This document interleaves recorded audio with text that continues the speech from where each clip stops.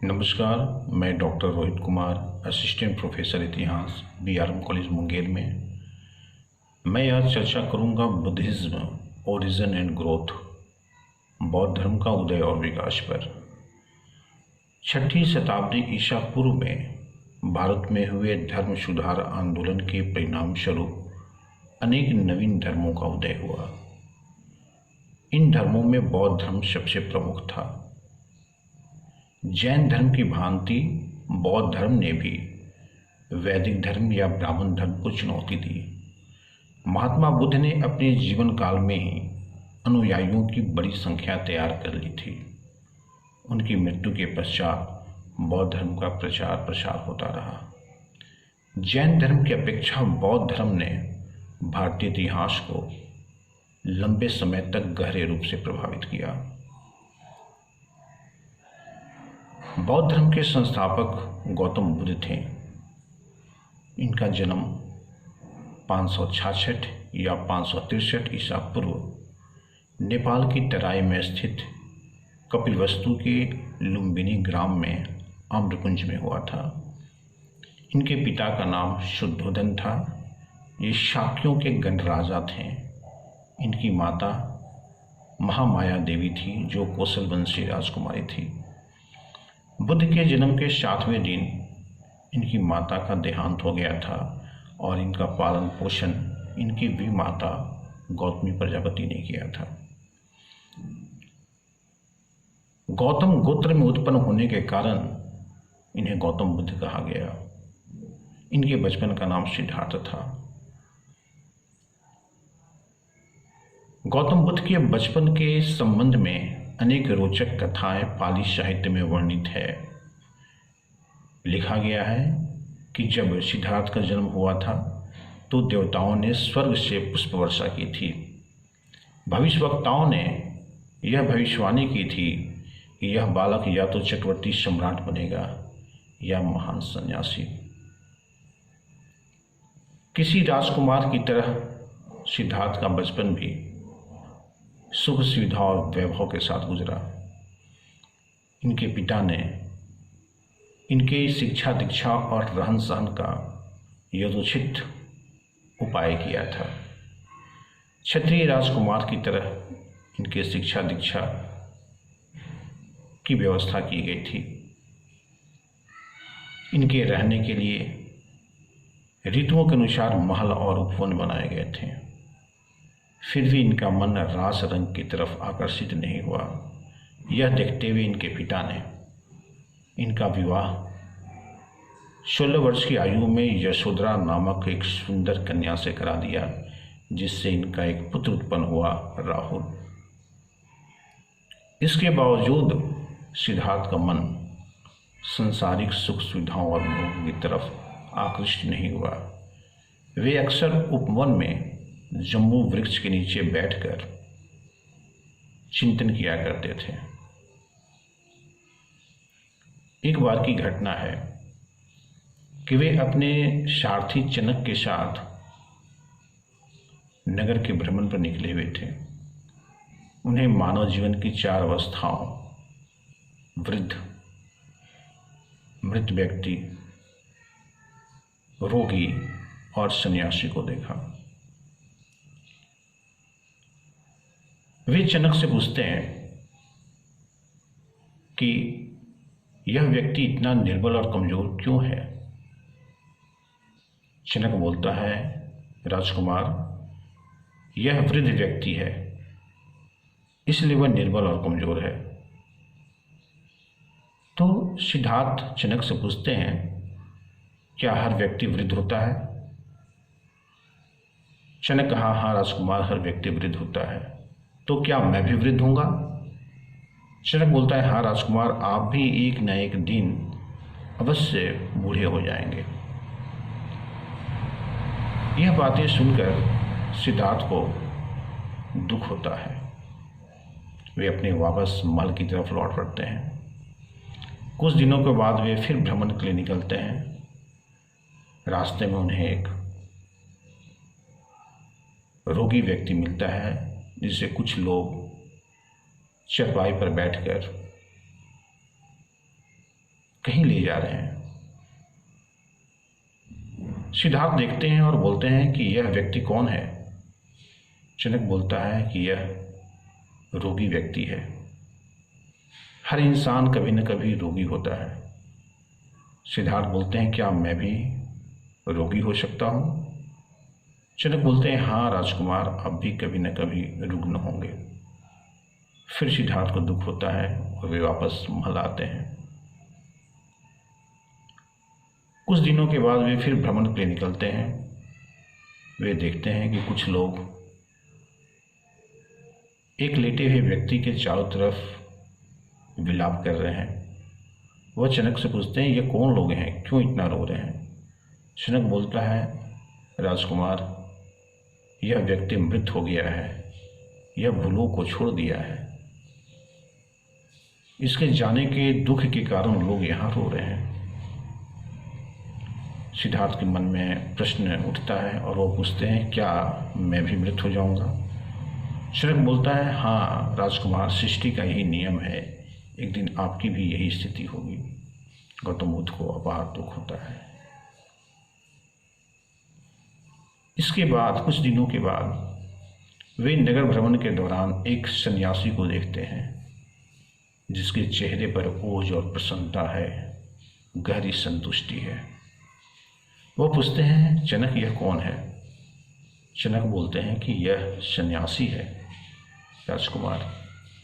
इसने सारे जीवन को ईश्वर के नाम पर समर्पित कर दिया है।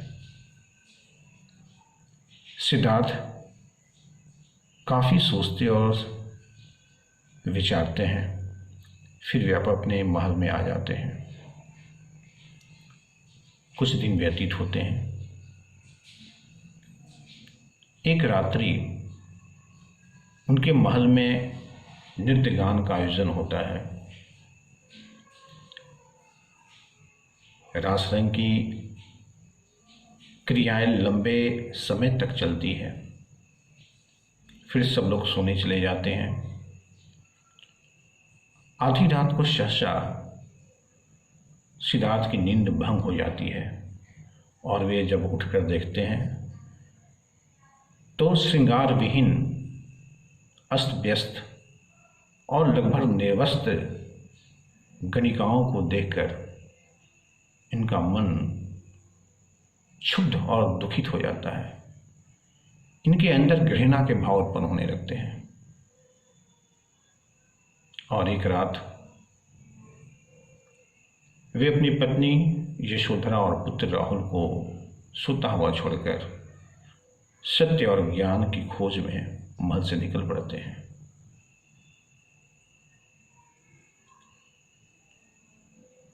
महल से जाने के बाद वे अपने राजसी वस्त्र को त्याग देते हैं और सन्यासियों का वस्त्र धारण कर लेते हैं। वे मानव जीवन की अवस्थाओं और जीवन की निस्सारता को समझ जाते हैं। उनके मन में अनेक प्रश्न, जिज्ञासाएं, आशंकाएं उत्पन्न होती रहती हैं। वे सबसे पहले वैशाली के महान संत गुरु अलार कलाम के आश्रम में पहुंचते हैं और अपने समस्याओं का समाधान मांगते हैं। काफी दिनों तक वहां व्यतीत करने के बावजूद उनकी मन की आशंकाएं दूर नहीं होती हैं। फिर वे वहां से राजगिरी चले जाते हैं और गुरु रुद्रक रामपुत्र के आश्रम में अपने समय व्यतीत करते हैं।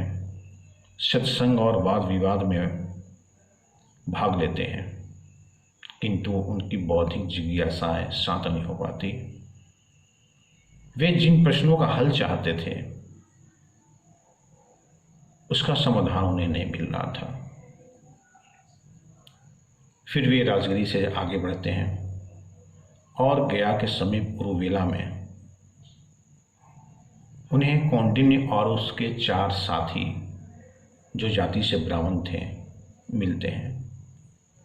उरुवेला की सुरम में स्थल में वे कई दिनों तक कौंडिन्य और उसके साथियों के साथ तपस्या करते हैं, फिर भी उन्हें अपने प्रश्नों, अपने जिज्ञासाओं का समाधान नहीं मिल पाता है।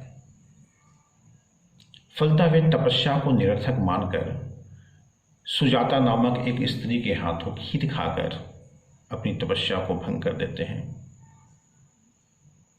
सिद्धार्थ के इन कामों को देखकर कौंडिन्य उनके साथी उन्हें पाखंडी बताते हैं और उनका साथ छोड़कर चले जाते हैं। उर्विला से सिद्धार्थ आगे बढ़ते हैं और बोध गया पहुंचते हैं और वहां पीपल के वृक्ष के नीचे ध्यानमग्न हो जाते हैं। 8 दिनों तक लगातार दिन और रात ध्यान लगाने के पश्चात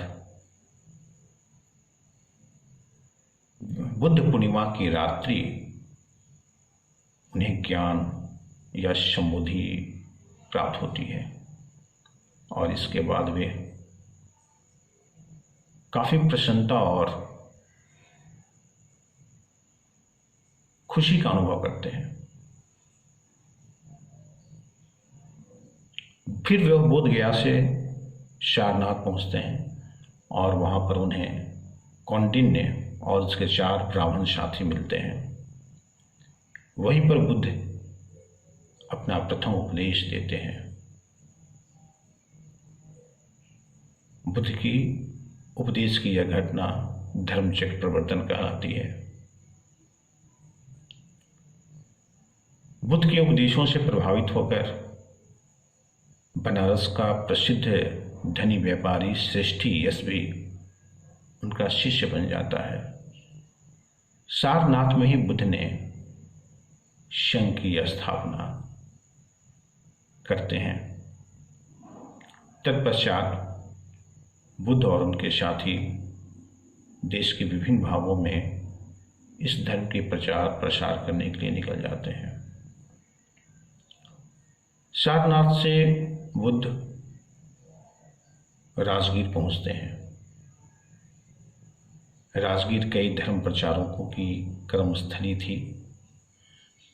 बुद्ध की वहां पहुंचने पर वहां के लोग उनका विरोध करते हैं, परंतु धीरे धीरे बुद्ध के व्यक्तित्व, उनके विचारों से लोग प्रभावित होने लगते हैं और बड़ी संख्या में लोग उनके अनुयायी बनने लगते हैं। मगध का राजा बिंबिसार, उसका पुत्र अजातशत्रु, कौशल नरेश प्रसेनजित, नगर का धनी व्यापारी अनाथ पिंडक और वैशाली की नगर वधू आम्रपाली भी बुद्ध की शिष्य बन जाती है। बुद्ध प्रतिदिन 20 से 30 किलोमीटर चलकर विभिन्न गांवों और नगरों में घूम घूमकर बौद्ध धर्म का प्रचार करते रहते हैं। कालांतर में उनके पिता शुद्धोधन, उनकी भी माता गौतमी प्रजापति, उनकी पत्नी यशोधरा और पुत्र राहुल भी बौद्ध धर्म को स्वीकार कर लेते हैं। बुद्ध 80 वर्ष की आयु तक बौद्ध धर्म का प्रचार प्रसार करते रहते थे। इसी समय उत्तर प्रदेश के देवरिया जिले के कुशीनगर में चुंद लुहार के यहाँ के घर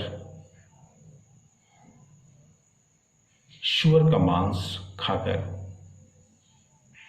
वे बीमार पड़ते हैं। उन्हें भयानक उदर की पीड़ा होती है और 80 वर्ष की आयु में इस महान पुरुष का देहांत हो जाता है। हालांकि पाली साहित्य में अनेक विद्वान यह मानते हैं कि बुद्ध का अंतिम भोजन कंदमूल था, लेकिन बाद के भाष्यकारों ने इस बात को सिद्ध किया कि बुद्ध ने शुगर का मांस नहीं खाया था। फलतः उनकी देहांत हुई। बुद्ध के मरने के पश्चात भी बौद्ध धर्म का प्रचार प्रसार होता रहा। यह भारत ही नहीं अपितु विदेशों में फैल गया और आज अनेक देश हैं जिन्होंने बौद्ध धर्म को अपना राजधर्म घोषित किया है। बुद्ध की शिक्षाएं, उनके उपदेश बौद्धों के प्रसिद्ध ग्रंथ त्रिपिटक, सूत पिटक, विनय पिटक और अभिधम्म पिटक में वर्णित हैं। बौद्ध धर्म के सिद्धांतों का मूल आधार 4 आर्य सत्य पर है। ये 4 आर्य सत्य हैं: दुख, दुख समुदय, दुख निरोध, दुख निरोधगामिनी प्रतिपदा। भगवान बुद्ध ने मध्यम मार्ग का सुझाव दिया। उनका यह कहना था कि जीवन में अधिक सुखों का उपभोग नहीं करना चाहिए और न अपने जीवन को कष्ट देना चाहिए। उन्होंने जीवन में मध्यम मार्ग का सुझाव दिया। इसके लिए उन्होंने आर्य अष्टांगिक मार्ग बतलाया। ये अष्टांगिक मार्ग थे: सम्यक दृष्टि, सम्यक संकल्प, सम्यक वाणु, सम्यक कर्मांत, सम्यक आजीव, सम्यक समाधि इत्यादि। उन्होंने हर मानव को 10 शीलों को अपने जीवन में अपनाने के लिए निर्देशित किया। ये 10 शील थे: सत्य, अहिंसा, अचौर, अपरिग्रह, ब्रह्मचर्य, असमय भोजन न करना, गद्देदार बिस्तर पर न सोना, सुगंधित वस्तुओं का सेवन न करना आदि। बौद्ध धर्म में संघ की बड़ी महत्वपूर्ण भूमिका थी। संघ में शामिल होने के लिए भगवान बुद्ध ने कुछ नियम निर्धारित किए थे। 15 वर्ष से कम आयु के लोग संघ में सम्मिलित नहीं हो सकते थे। इसके अलावा जुआरी, चोर, व्यभिचारी, राजा से दंड पाए हुए व्यक्ति बौद्ध संघ में शामिल नहीं हो सकते थे। भगवान बुद्ध अपने विचारों से समस्त मानवता को प्रभावित किए और उनकी मृत्यु के बाद भी बौद्ध धर्म आज भी पल्वित और पुष्पित हो रहा है। भारत जैसे पवित्र भूमि पर इतने महान संत का उदय विश्व इतिहास की एक अनोखी, महान और युगांतकारी घटना मानी जाती है। धन्यवाद।